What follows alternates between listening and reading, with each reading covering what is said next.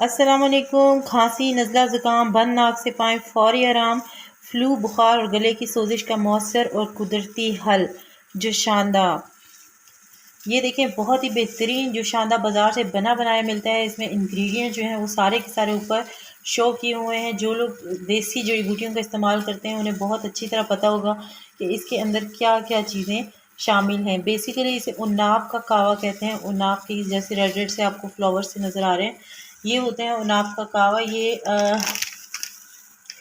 हकीम से मैं लेकर आई थी, उसने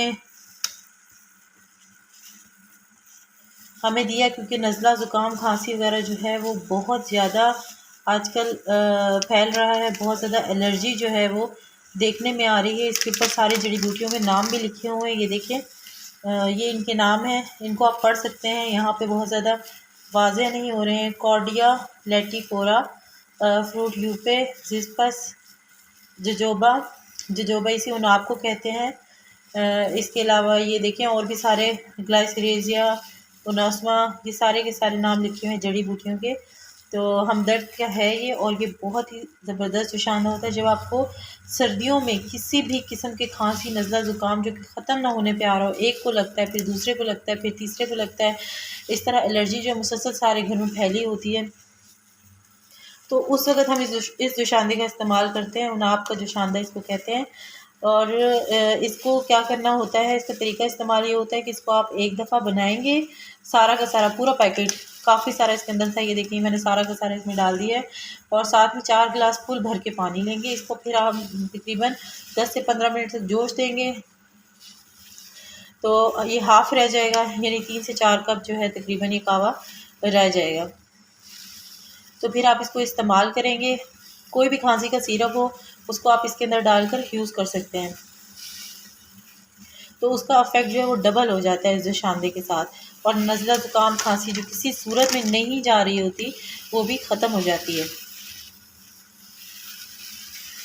बंद नाक जो रहती है उससे बहुत ही ज़्यादा पेशेंट तंग रहते हैं।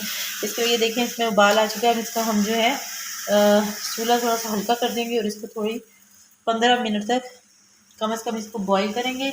इसको अच्छी तरह से मिक्स कर देते हैं